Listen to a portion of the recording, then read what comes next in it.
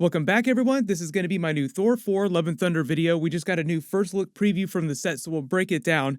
I'll also explain how this is connected to what's going on with the Loki series, because we're going to get episodes of that pretty soon too this spring. Be sure to subscribe to get all the videos. I'll be doing episodes for all the Disney Plus series this year, obviously all the movies too. Thankfully, finally getting some movies this year after 2020 with no Marvel movies. But in the new previews that have been posting, you can see that Valkyrie has had the Asgardians build another massive theater stage overlooking the coastline of New Asgard since the events of Avengers Endgame, and even though a lot of people saw this stage going up and correctly guessed what it was being used for in the movie, just a couple days ago, we also got a separate first look at Matt Damon, Luke Hemsworth, and Melissa McCarthy, believe it or not, as fake Hela on the stage filming their scenes. As you probably guessed, they're all there doing another fake play, and this time the play that they're doing is based on the events of Thor Ragnarok. They're just making fun of that movie the same way that Loki's play from Ragnarok was parodying the plot of Thor the Dark World. It seems like the scene from Ragnarok that they're replaying is basically the whole first act of the movie, because Matt Damon's fake Loki gets a couple costume changes, like you see him in Loki's black suit from when he and Thor go to find Odin on Earth. Sam Neill is also back playing fake Odin again, and he's dressed in that same leisure suit from Ragnarok, and Luke Hemsworth, Chris Hemsworth's real-life brother, is also back wearing Thor's same casual outfit. As funny as these fake plays are, I feel like it's also an extra level of funny that you have someone as famous as Matt Damon, Melissa McCarthy, and Chris Hemsworth's real brother playing fake Thor. Then later you see them filming all the Hela stuff, just replaying the events of Odin's death on the cliffs where they would eventually build New Asgard, and then where Hela shows up because when Odin dies, his enchantment binding Hela in her prison falls, allowing her to escape. If it wasn't clear, that's why Hela shows up in Ragnarok right as Odin dies, because he had an enchantment binding her in her prison. But it's not clear how long this play goes on before they stop. Like during Ragnarok when they were doing the fake play, they only did part of the story of the movie through Loki's death. So I'm guessing they only get through part of the plot of Ragnarok here before somebody shows up like Thor shows up and stops them and they go on to the rest of the plot of the film. And if it wasn't clear too, also a really cool Easter egg for New Asgard, when Odin is dying in Ragnarok here and he tells Thor this would be a fine place for Asgard, talking about building New Asgard here on this cliff face. This is that same town, Tonsberg, Norway, that was featured in the flashbacks at the very beginning of the first Thor movie, like in the ancient flashbacks in his war with the Frost Giants. Then this same town, Tonsberg, shows up again at the beginning of the Captain America movie, and we find out it's where Odin hid the Tesseract. So this town, this place where they built New Asgard, Tonsberg, was kind of like Odin's favorite place on Earth to go. You also notice in these new scenes, Thor's two goats are here, meaning that he's arrived from some adventure that he's been on.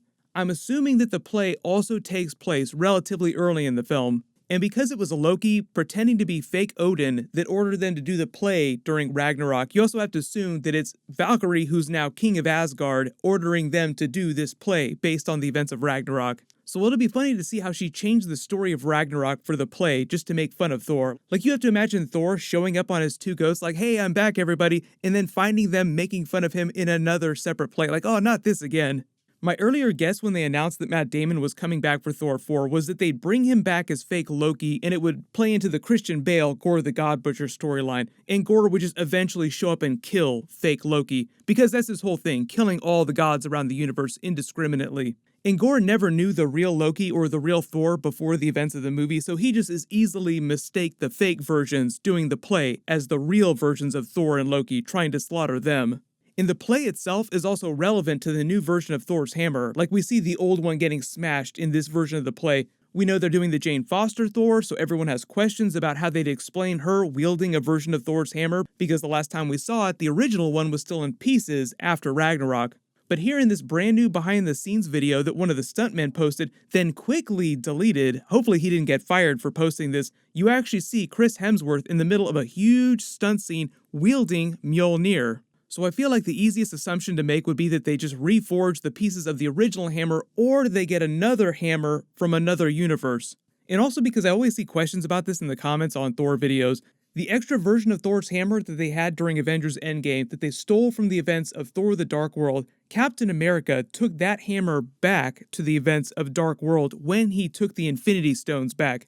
So in the main MCU timeline, in present day, there's no version of Mjolnir unless you reforge one or go get another new one from another universe. I don't know how twisty they're planning on getting with this whole multiverse plot. Like, we're just seeing that culminate on Wandavision right now. because Thor 4 is already super twisty with the Jane Foster Thor stuff and then all the Guardians of the Galaxy crossover stuff and the alternate universe version of Loki from Avengers Endgame showing up. You have to remember that that version of Loki created a new timeline when he stole the Tesseract, so he's fully an alternate version of Loki at this point, completely different from the Loki that died during Avengers Infinity War. So there are a couple questions that we probably won't find out about until they drop that first trailer. It's probably going to be a while before we see that.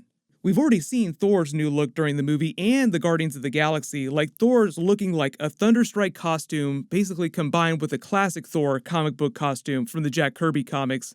Even the costume designer for the movie was posting on his Instagram hyping this up, like I can't wait for everybody to see this, it's going to be crazy. So basically what's going on here is just a combination of the Eric Masterson Thunderstrike costume with the red vest. It's a little too hard to read the logo on his t-shirt, but I'm sure the logo is also a reference to something from the comics too. The whole thing with Thunderstrike in the comics is that was the name that was given to the Eric Masterson version of Thor when he became his own separate version of the character. Like he started out as just a regular person, then fully became an alternate version of Thor.